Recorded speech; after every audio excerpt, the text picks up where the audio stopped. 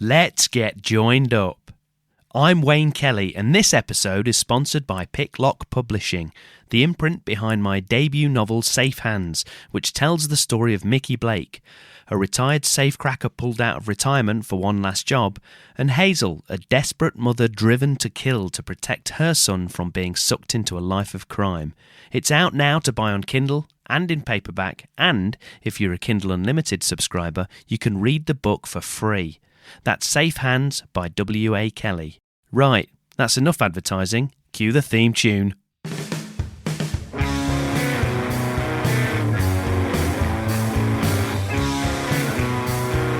Joined up writing. Hello and welcome to the Joined Up Writing podcast, where a little procrastination can go a long way. I'm Wayne Kelly and it's episode 216 with Matt Ottley, writer, artist, musician and all-round polymath, talking about his incredible book, film and music for his project, The Tree of Ecstasy and Unbearable Sadness. Matt is a fascinating guest and we talk about how his previous mental health issues, art, synaesthesia and music feed into his work, why he believes good enough is actually rarely good enough, and we'll find out about the books that saved his life. Before that, a very quick update from me. I continue to bash away at the sequel to my book Safe Hands, and I've had more plot revelations, one of which came about because I got the chance to chat to one of my oldest writing friends and mentor, Bede Roberts. I visited Bede and began to, I guess you'd say, bore her, I suppose, about my book in a way that you can only really do with other writers who know you and your work well. And without realising I was doing it, I found myself talking Bede through my entire plot, explaining some of the bits I've been grappling with and my concerns about exactly how I was going to satisfyingly wrap things up. I talked, Bede listened, and when I eventually shut up, I waited to hear what Bede would say. Now, I'm sure Bede wouldn't mind me saying that she does not pull her punches. If Bede thinks something is rubbish, she tells you, and she doesn't bother to sugarcoat it. She also doesn't have much patience for excuses. She frequently uses the phrase, "watch my lips," before giving me a verbal kick up the backside and telling me to stop procrastinating and just write the bloody thing. However, on this occasion, she was silent for a few seconds, and I started to think, to be honest, that I'd just bored her into submission. Maybe she'd switched off several minutes ago as I'd gone into granular detail about my characters and the story. But no, she had actually been listening very carefully, and then she suggested I change the gender of one of my characters from male to female. She just kind of casually said it. But the moment she said it, I knew she was right, and not only that, it's completely changed the book in the best way possible. This relatively minor character, who was really only there, I kind of realise now, to just push the plot along, now they're fully rounded, they're sympathetic, they're compelling, and I've even written a couple of chapters from her POV. It's been a total game changer, and it's allowed me to had a couple of real WTF moments in the story, you know, the ones where you hope that your reader gasps at the end of a chapter and then just has to turn the page to read on. I found myself now I've got this three-dimensional character that was basically a secondary character, and they still are a secondary character, but now there's so much more to them, and I know my readers will care about them, and it just helps to raise the stakes, which is something we should always be looking to do, especially in that all-important Act 2 of our books. It also made me think of that well-worn screenwriting advice on structure, because sometimes when we're writing or planning a story, the temptation is to say, you know, this happens, and then this happens, and then this happens, and so on and so forth. Wrong. Don't do that. If you do that, you'll probably find you just have a very passive protagonist or characters who are just at the whim of your plot machinations. No, what we should be doing is saying, this happens, therefore this happens, but then this happens, and therefore this happens, and so on. The point being that everything creates, or it should create, a ripple effect. And if you ensure your characters continue to be proactive, it means that everything they do has a consequence, which then drives the next plot point. It's something I talk about actually in my upcoming big screen workshop to help prose writers create better books and stories. I'm running that in Leicester on May the 11th, and as I record this, there are still some tickets left, so check it out in the show notes if you want more information or you're interested in that. But either way, the whole episode reminded me that sometimes it's just incredibly helpful to just tell someone your whole plot, or at least try to tell them your plot, and see how they react, get their perspective on it, and then you can move things forward. On this occasion, Bede's comment has had a massive impact, but sometimes just the very act of saying it out loud to whoever can help you to solve a lot of problems and just see things more clearly than you might have done if you were just writing it down or keeping it to yourself. So if you've got a friend you can pitch your plot to, please do, because you won't regret it. So that's me. But what about you? What have you been up to? What have you been reading? Maybe you want me to mention your project, your workshop, or whatever it is that you're working on. Drop me a line and let me know, because as you know, I love to hear from you and I will always reply.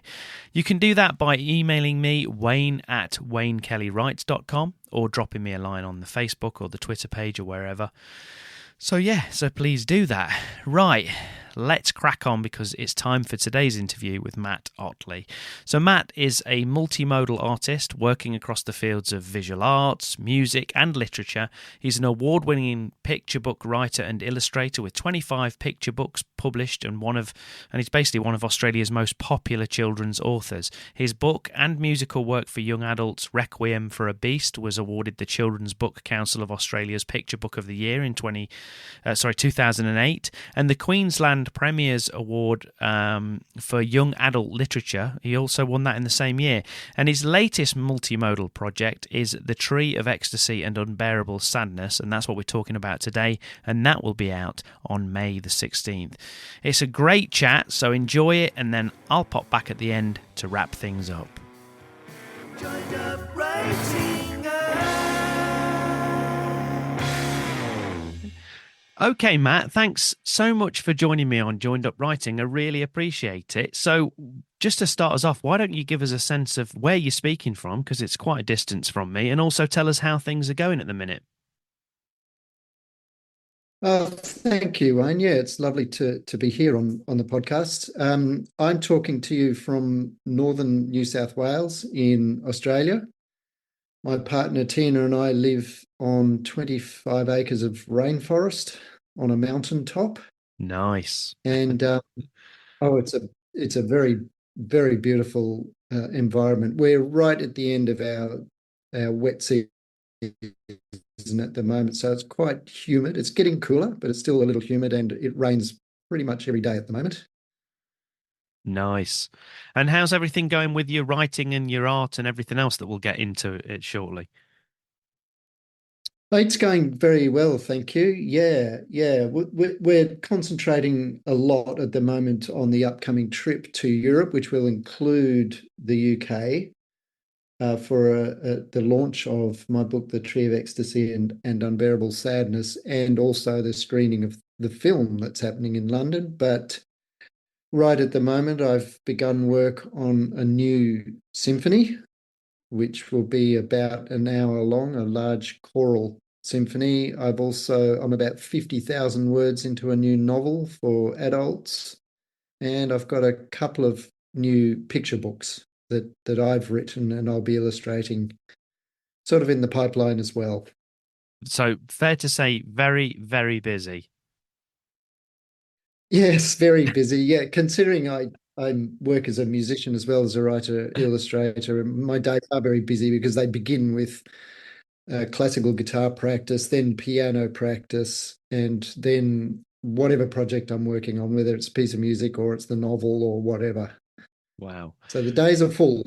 Yeah, absolutely. Well, let's talk about your latest project. You kind of mentioned it briefly there, but the Tree of Ecstasy and Unbearable Sadness. So tell us a little bit about that. I've seen the book, by the way, and it's incredible. Your artwork is amazing. It's beautiful. So congratulations on that.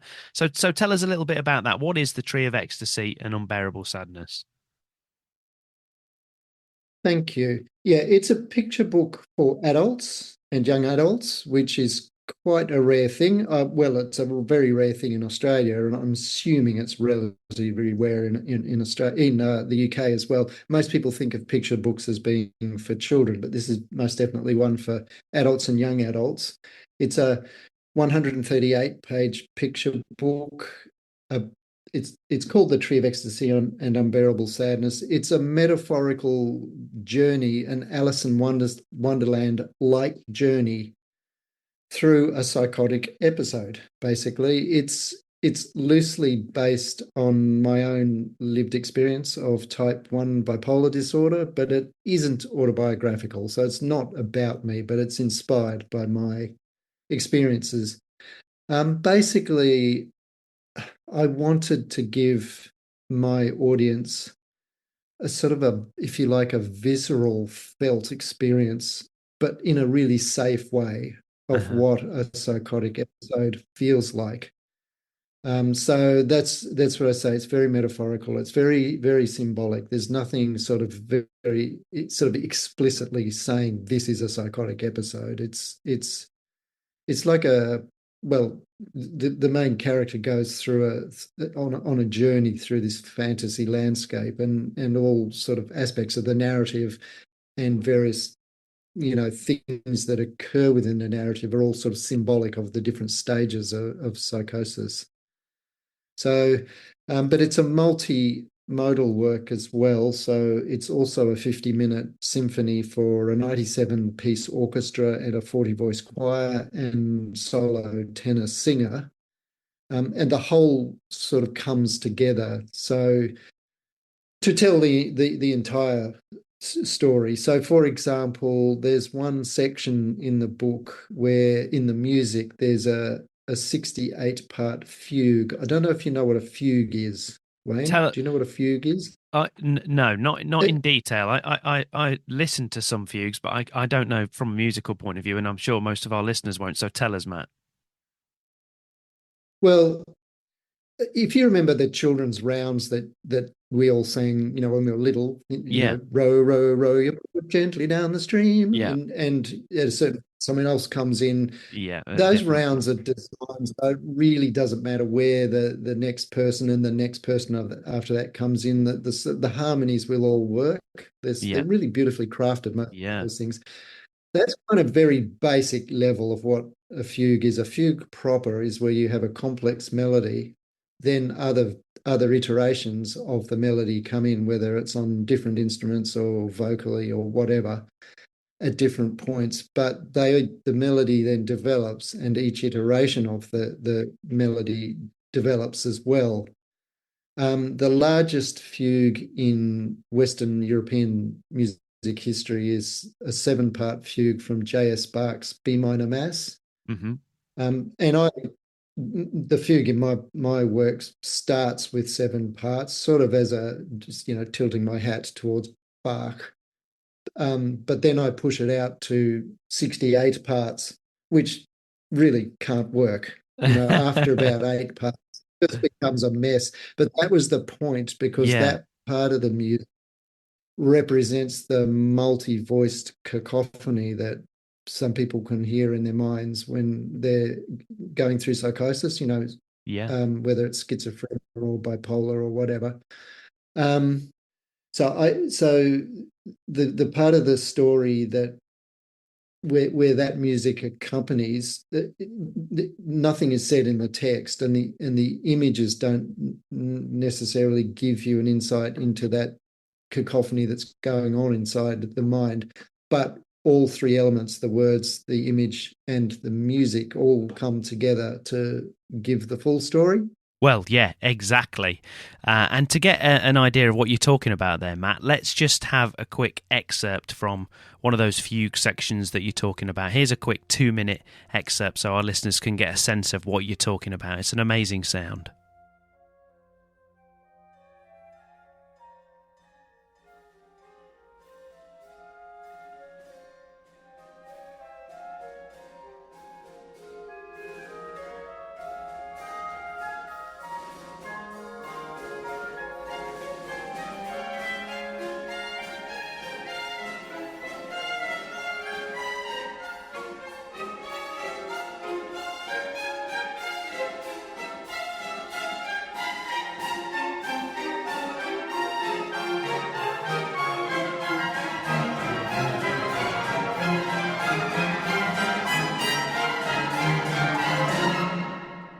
The tree, however, continued to grow.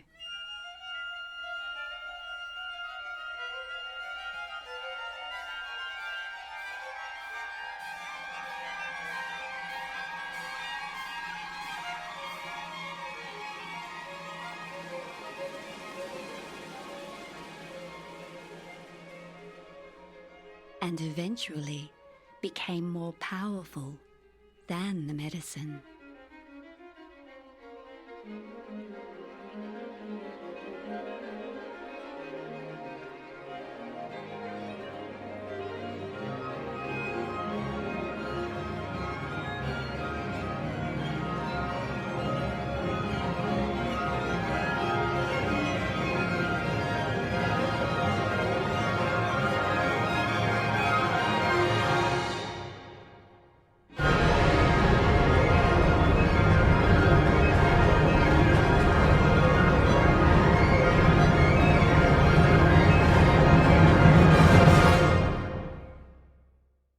A lot of my work is multimodal in that way. Different themes, different parts of the narrative are told in through the different modalities, and when they all come together, you kind of get the full picture, if that makes Yeah, sense. the full effect. So when you first decided to tell this story and use, as you say, it's not autobiographical as such, but you've used aspects of your own life and things that you've struggled with in terms of mental health and things like that. How did that feel? Because I'm Mm. guessing it must have been quite a scary thing to reveal what was probably, I'm guessing, was previously a private side of your life. Yeah, it's always been a very private side of my life. But being as I've experienced quite a lot of stigma in my life, um, and I know what that feels like. Hmm. Um, I've lost work opportunities. The private side of my life, my relationships have been kind of largely throughout my life until the last sort of decade or so, fairly disastrous. Very typical of someone with bipolar. Um, and it was after a few experiences of really feeling very isolated because of stigma that I decided, well, I have a voice. I'm a well-known Australian author, illustrator, and composer. Um, you know, I I I have this voice. It just seemed the time in my life had come because I've been very stable for well over a decade now. Hmm. I manage my condition very well.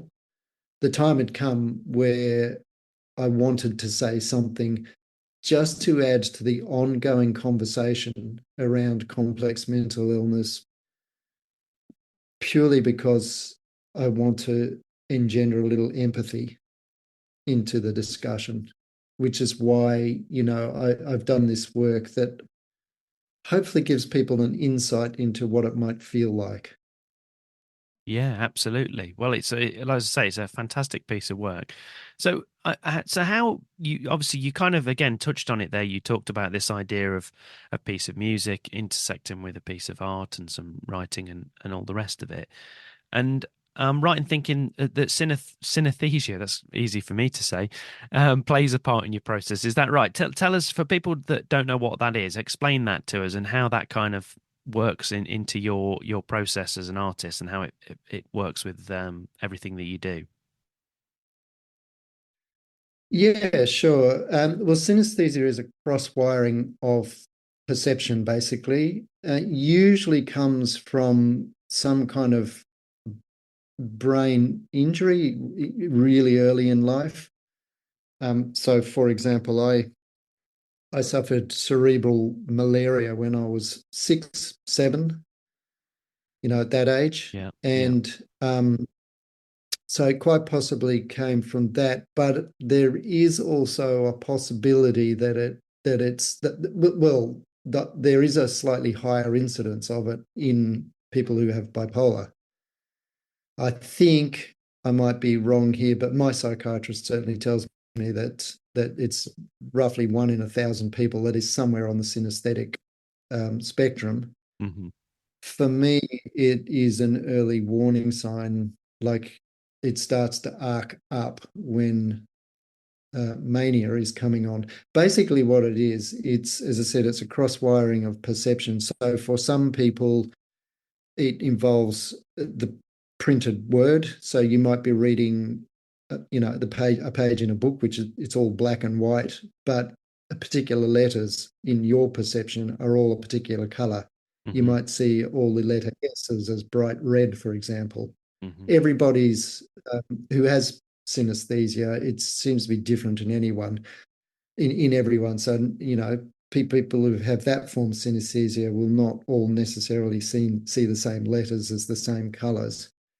Hmm. But yeah, it's just a cross wiring. So some people will, for example, if they get a pinprick on their arm, they might taste strawberries in their mouth. Right. It's just this strange cross wiring. For me, it's a cross wiring of sound and image. So sound, particularly pitched sound, comes with shapes and images, and they generally start bottom left of my field of vision and swim up across my vision up towards the top right-hand corner. Why they follow that particular pattern, no one seems to be able to know. But so for me, image and music has always been really intricately linked. Hmm. And so often uh, I I kind of reverse engineer. For me, the way it works, sound elicits in my visual cortex shapes and colors. So sometimes I kind of reverse engineer that because I've had a life of it. I know what particular sounds create what particular shapes and colors. Hmm. So I will sometimes draw a musical score as a set of lines or shapes, colors, and then translate it into dots on a page for other musicians to be able to read.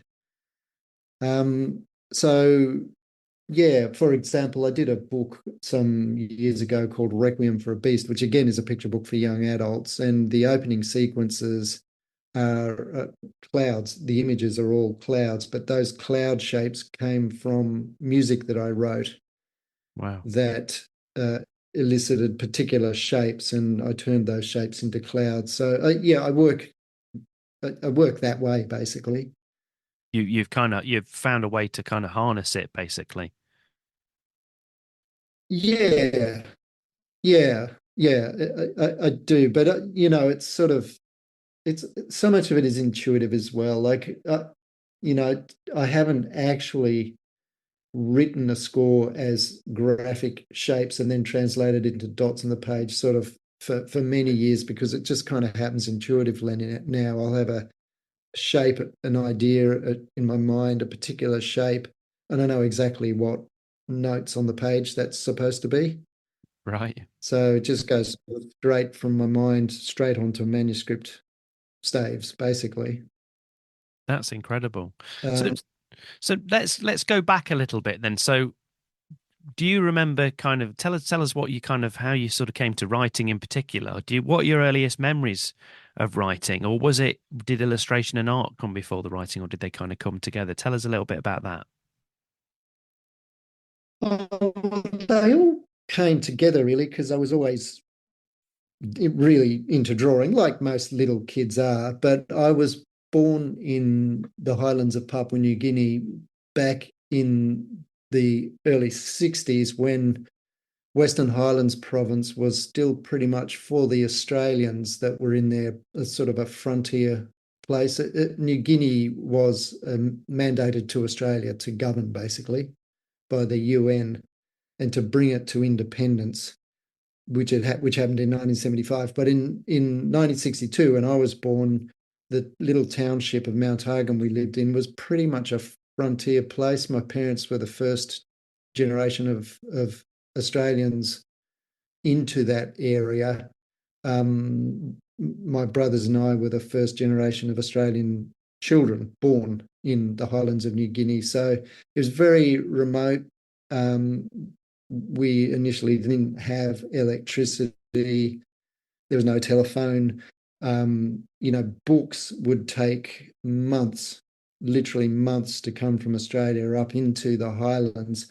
My dad had a collection of novels, which he'd travelled with all over the place, and they were very precious to him. And I was just fascinated by these books in the bookcase, and that I didn't understand what they were. The shape, the feel, the pictures on the covers. I was just fascinated. And so my mum used to get recycled paper, like butcher's paper that Yeah.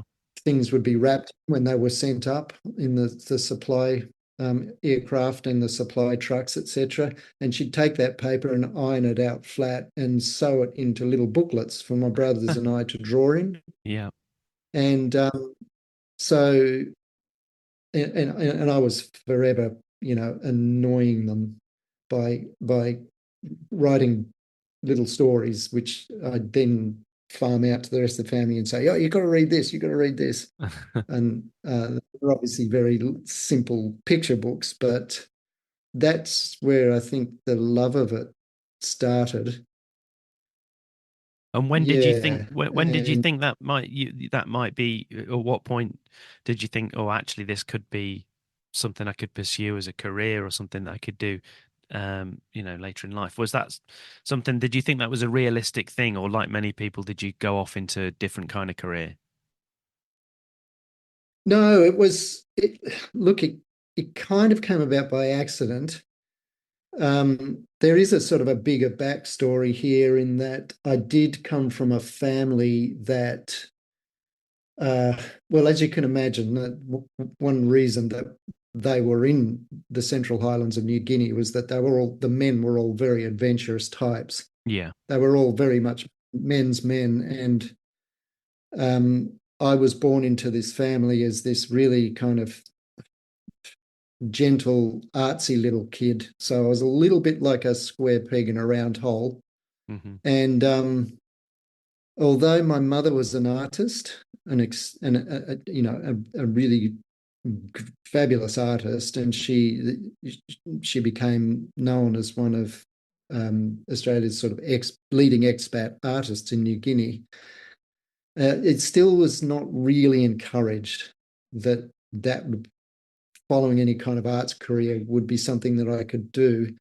So I was about 18, 19 when I honestly cannot remember exactly how it came about, but someone saw some of my drawings and recommended someone they knew who was an editor. And I took these drawings along to this editor. And anyway, I ended up with a picture book. So my first picture book was published when I was about 21, 22. But then I went off trying to find myself within my family. All the men in my family had been stockmen on, the big, vast cattle stations in outback Australia. Hmm. So I did what a lot of young men do. Who feel very lost. I tried to sort of win the affirmation of my family by following in their footsteps. So for those early years of my 20s, I was sort of backwards and forwards between working as a as a stockman or a ringer, as they're called, on the big cattle spreads in the outback. Mm-hmm. And studying art and then studying music. So it wasn't till I was 29, 30 that I really first seriously entertained a career as both as a musician and as a writer and artist. And so it was when I was 30, I had my first major picture book published, a book called What Faust Saw, which thankfully, just one of those fluky things, it became an international bestseller within the first 2 years that it was out, and that kind of really set me up in the career that I then pursued. And how did how did your family take to that? Were they, as you say, they're kind of coming from that kind of that outdoorsy, probably a little bit working class kind of outlook on life, and not necessarily seeing art as a good way to be able to hold down a stable career. What did they think to that when that sort of took off and it looked like that was actually the direction you were heading in? Well, look, I'm sure they were proud of me, though no one ever actually said. No, they don't, do they? But no, they don't. But I think they were. Both my parents have passed on now, but certainly my mother was very proud of me. And yeah, but it took quite a few accolades before anyone really agreed that, oh yeah, you can really do this, can't you? Hmm. Um, but look, it's okay. It's okay. It's often, I think, sometimes that's just the kind of fire that a person needs to really, really pursue their passions. Yeah, and Is and us. I'm guessing as well for you, you, as you kind of intimated it from your early 20s, you were kind of trying to find yourself. I'm guessing it for a period of time, it was something that you were trying to discover about yourself and trying to work out whether it was something that you could actually do and pursue and hold down a career. I'm guessing it was a discovery for you as well, was it? Oh, look, absolutely. But the other thing is that I didn't have a formal diagnosis of bipolar disorder until I was in my early 40s. Hmm. I had previously been diagnosed with major depression disorder, but like a lot of people who do suffer from mania as well, I was deeply embarrassed. And again, this is part of the familial culture that I came from, Hmm. where there was a lot of shame around complex mental illness. So I was never really completely open with clinicians until I had to be, until Hmm. literally I was so unwell that I was sectioned and put into a psych ward. Hmm. And then, it all became very clear that I am a type 1 bipolar person. But so really all through my adolescence, all through my early adulthood, I was just kind of ricocheting from episode to episode and trying to keep that very private as well. Hmm. And, that kind of did continually railroad my career. But really, I suppose I fell into the perfect career for someone who who can't have a standard 9 to 5 job. Hmm. Because eventually, I had editors and people within the literary world who knew my story and knew that I have this condition, and so they would really carry me during the times where I couldn't work. And there's a gorgeous person by the name of Leslie Reese, who was the director of really what is Australia's sort of most prestigious literary institution for young adults and children. It's called the Literature Centre. It's in Fremantle in Perth.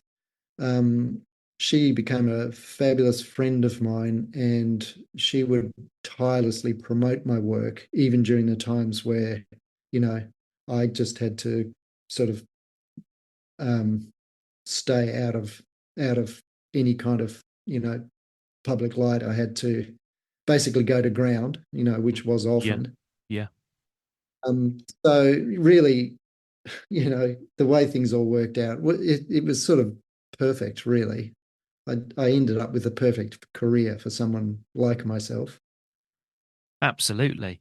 So, I mean, I will encourage listeners obviously to go and check out this book and see for themselves. But obviously, the level of detail and everything else, and you kind of mentioned there at the top about 130 odd pages or whatever it is. So, again, for people that have never tried to put something like this together, give us a sense of how, and I know everybody's different, but for you, how long roughly would it take you to put together something like this book? I mean, I'm not talking about with the music and everything Well, else, just the artwork alone, I should imagine. yeah, well, I sort of can't disentangle They're all all the together for you. components of it. Yeah. But they kind of are all together. But if I do pull it apart, the score itself took 2 years to write Hmm. because a very big score. It's a 50-minute score. Hmm. Um, the the the words themselves, I'm actually not sure. There's only 2,000 odd words in the whole book because it is a picture book. Yeah. But they were actually originally a poem that I wrote during a recovery period after a major episode once. Hmm. And I had no intention that it would ever see the light of day. But um, an editor who's a friend of mine, we were just I was talking about this diary, recovery diary I was keeping and the poetry I wrote. And she asked if I would read anything to her. So I read this particular poem and she said, this would make a great picture book for adults. And that was really where it began, I suppose. So I don't know how long those words took because, that's sort of Yeah, they lost were in there. a bit Yeah. of Yeah. they were already there and I haven't got a clear memory of time frames, which often I don't during those periods of recovery. But the artwork then took about 3 years. So Mhm. all up, it was almost a full-time job for 5 years.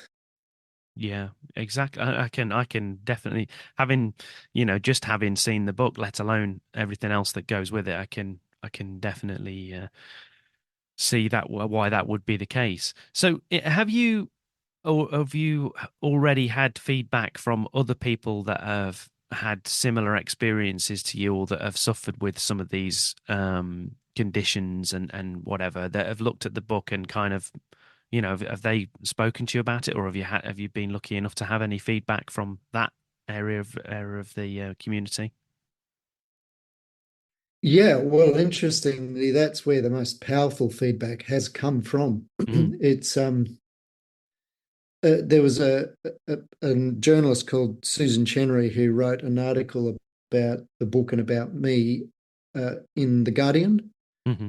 And uh, I suppose it was about a week after that was published, that article, I got messages from all over the world, including one from the Netherlands, from a woman who has got pretty much the same diagnosis as me. And after a few email exchanges, we realized that symptomatically we are very, very similar.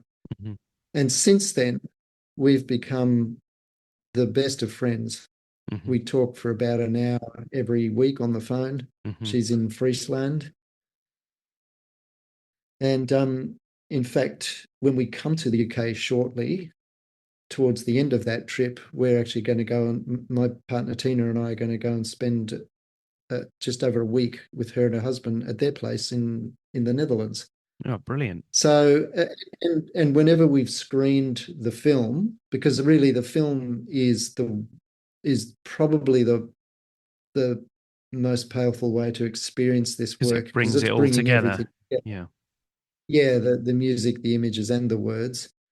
Uh, at every screening we've had, I've had contact from mothers who say that they have had an insight into what goes on for their teenage child. Mm. Yeah, I've had so many really moving um, emails and letters from people who have had lived experience or know someone that experiences either schizophrenia or bipolar, Mhm. and they've been incredibly moving, really powerful. So it's been really rewarding, really rich. Yeah, I'm sure it has. Yeah, not something I really expected. But yeah, interestingly, the work has had the most glowing response from Mhm. audiences, and it did the I'm not sure which component of the work, whether it was everything, because I really don't know, but it won the World Fantasy Award in the United States. But it hasn't, because it doesn't fit neatly into any categories, it hasn't been sort of picked up by the literary establishment here in Australia. It's Mhm. selling really well in Australia. Audiences love it, but Yeah. the literary establishment, if you like, the awards I'm not sure system where to put it. has not, they're not sure where to put it. And we've got a very conservative and limited view of things in this country. So a lot of the literary awards, for example, won't take picture books if they're for a readership above 13 years old, which was Right. immediately excluded this work from most of the awards Right. Wow. in the country. So yeah, it's just been interesting, and that has kind of been ironic to me because as someone who suffers from complex mental illness, I've always felt I don't fit neatly in anywhere in the society around me, and it seems like I've produced this work now that doesn't fit neatly in anywhere either. It's art Yeah, imitating life. it's sort of, yeah, it makes me smile. That of course is something I just wouldn't have anticipated either. No. I think what's great about it as well, I mean, as somebody that, has been fortunate enough to not experience some of the things that you're talking about with the, severe mental health issues and things that you've talked about with bipolar or schizophrenia or whatever. As somebody that hasn't experienced that, I think what's amazing about the book is the way that it does bring you into that, give you some kind of sense of what that experience might be like. It's just such a powerful thing. So I definitely encourage people to check out that. So you've got the one screening. When's the screening in London, did you say? It's on the 16th of May at the Curzon Bloomsbury Brilliant. Theatre, which I look, I'm not hugely familiar with London, so I don't know exactly where that is, but it's somewhere central, Yeah. from what I understand. Yeah. No, that's fantastic. So, talking about books and things in general, one thing that I do on this show now is a segment called It's the book. It's the book that saved my life. Saved my life. Yeah, it's the book. It's the book that saved my life. So if I said that to you, I mean, in your case, with some of the things that have happened to you and some of the experiences that you've had, this might be literal, I don't know. But if I said that phrase to you, book that saved your life, what is there a particular book or a work that kind of springs to mind? Yeah, actually, could you indulge me? There are two books Yeah, of that course. Yeah, I yeah. just couldn't. One is called The Book of Everything by Dutch author Guus Kaya, and it's actually it's a novel for children, but it's actually a children's novel for adults, Hmm. and it's the most beautiful poetic story about love and forgiveness and empathy, and having empathy for people who do bad things because they only do bad things because they're damaged. But it's just told in the most wonderful, magical, transporting way. It's almost surreal in places, but it is quite beautiful. You know, there's one scene in the story where the little boy who's the protagonist goes into the house of someone who all the kids have said is this horrible witch, but he helps her with her shopping one day. And while he's sitting in the chair in her living room, she puts music on, puts the gramophone on, and all the furniture just starts to levitate. He's never heard anything as extraordinary as this, and his whole world starts to lift into the air. It's just the most beautiful, beautiful book. Yeah. So there's that one. The other one, which I read recently, which I think is probably one of my all-time favorite books, is called Thunderclap by Laura Cumming. Yeah. And it's well, the subtitle is A Memoir of Art and Life and Sudden Death, and it centers around the Dutch Renaissance painter Karel Fabritius, Hmm. who died very, very young in an explosion in Delft. And just the way she delves into his life, because there's very little about him, and there's very little of his work that has survived, but everything of his that has survived is extraordinary. Hmm.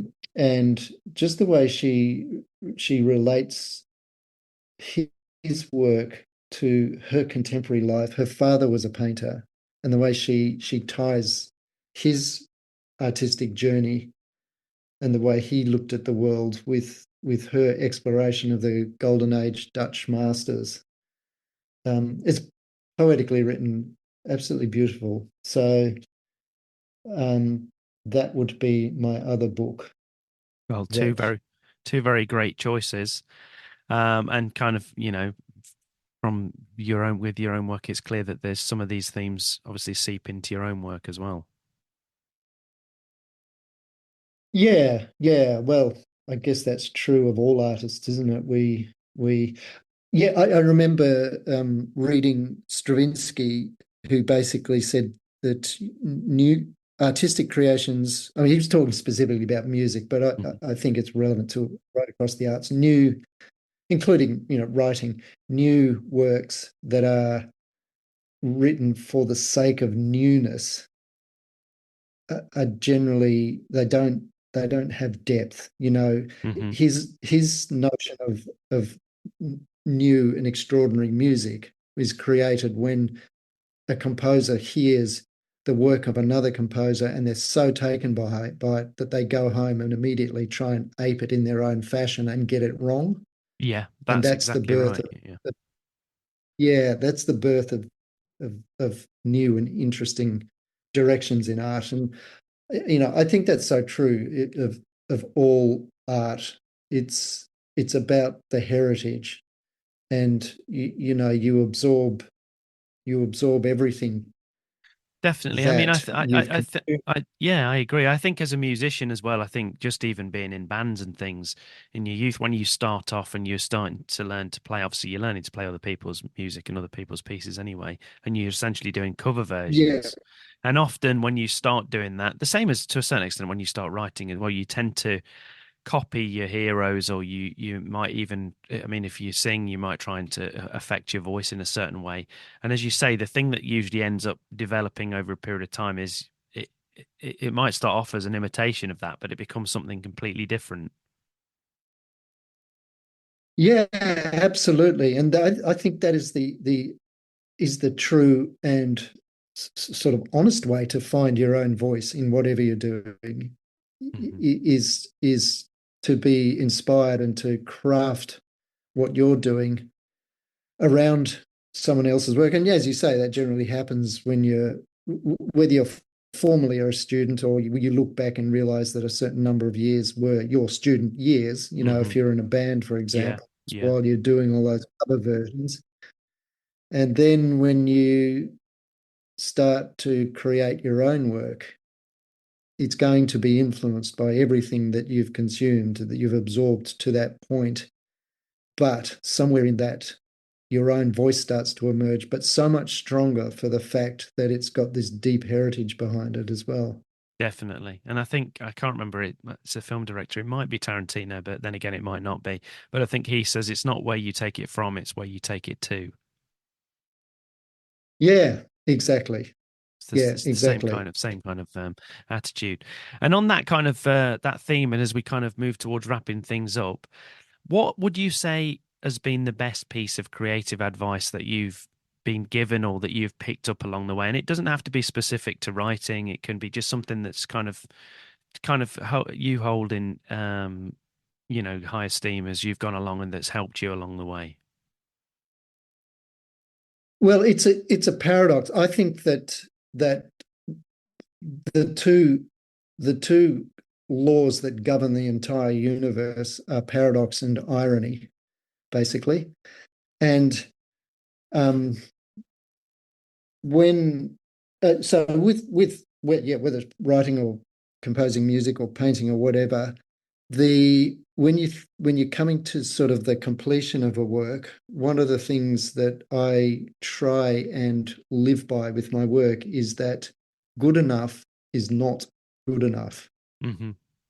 You know, when you feel like the work's finished, you don't say, okay, job done. Basically, if it's something I'm writing, I will not read it for the next month. If it's a painting, I'll turn it to its face to the wall. I won't look at it for a month.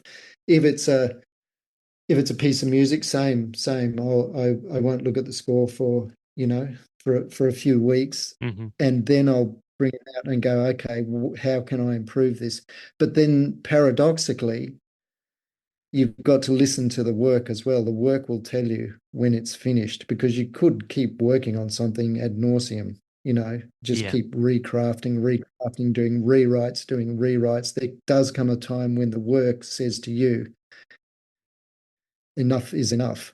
So those two things, which kind of are they're paradoxes of each other. They don't, you wouldn't think that they should fit together, but they do. Good enough is not good enough, but You need to also know when it the is work good enough. itself, Yeah. the work itself will tell you when to stop. And it literally is about stopping. It's not about because you could keep, you know, theoretically improving a work Mm. until the day you die. Just keep reworking it, and theoretically you could keep improving it, but there does come a time where the work itself says, "Okay, stop working on me." Yeah. And I think again, I So, think it's another film quote is a film is never finished, only abandoned, and it's it's similar to well, that idea. that's exactly it.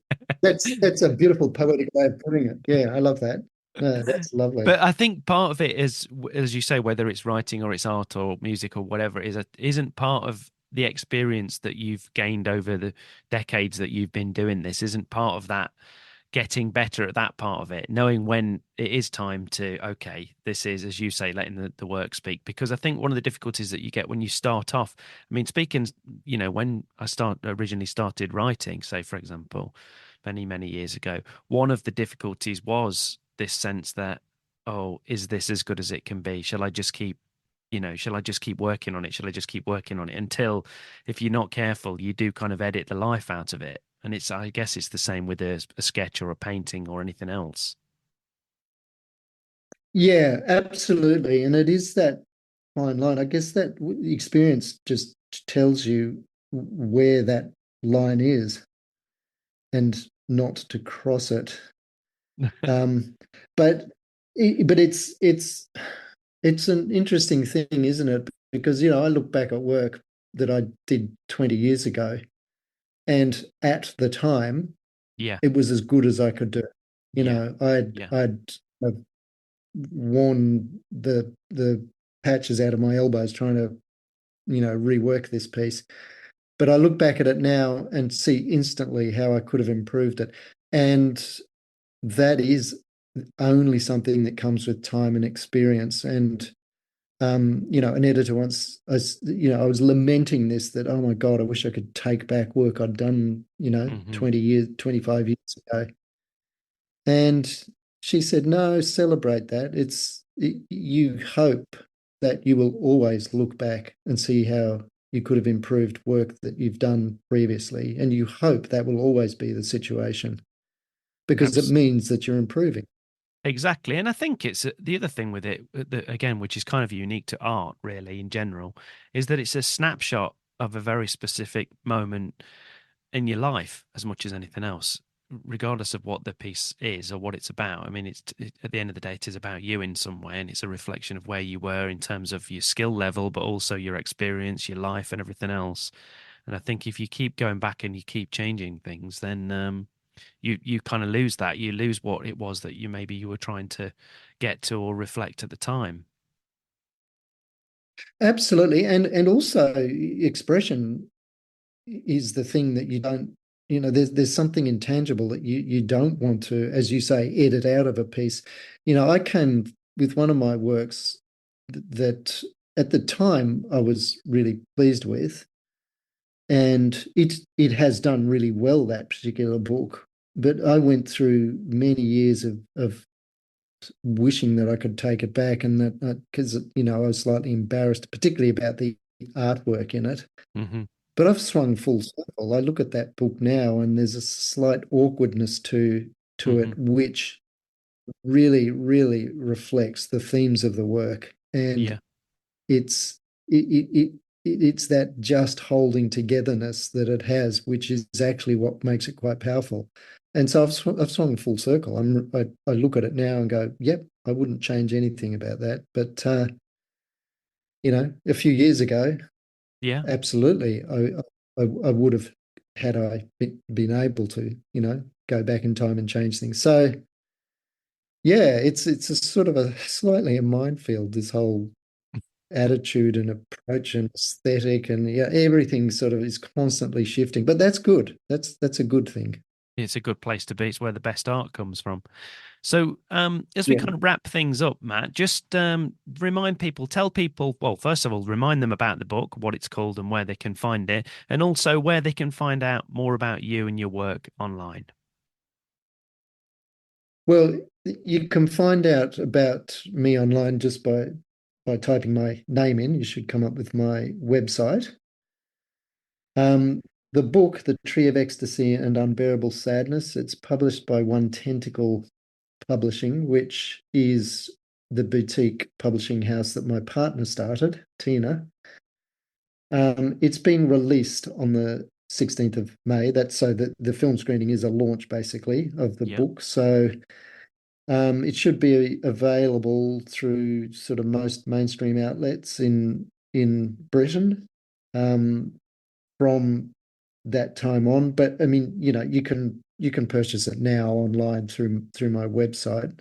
People will be able to find you, and I'll put all of those, all of that stuff in the show notes anyway, so people can find you. But for now, Matt, it's been brilliant to chat to you. Thanks for coming on Joined Up Writing, and good luck with the book going forward in the screening. It's been delightful to talk to you. Thank you, Wayne. I really appreciate being on your podcast. Thank you very much. Joined Up Writing. There you go. Thanks again to Matt, and I'll put all of his links, his website and everything else in the show notes on your app and also over at joinedupwriting.co.uk. That's it for this week, other than me reminding you to take a look at my big screen workshop over at waynekellyWrites.com, and of course my book, Safe Hands. That would be great. Buy a copy. It's not very expensive. It's only $2.99 at the minute on Kindle, or free on Kindle Unlimited. But other than that, make sure you subscribe at Apple Podcasts, Stitcher, Spotify, Overcast, YouTube, or wherever else you want to get your podcasts from, and then you can have the show downloaded automatically every time. Also remember to leave us a nice rating and review on Apple Podcasts, because it really does help others to find the show, or, just recommend it to one of your friends. Thanks for listening this week. I'm Wayne Kelly. Happy writing, stay safe, and I'll see you next time.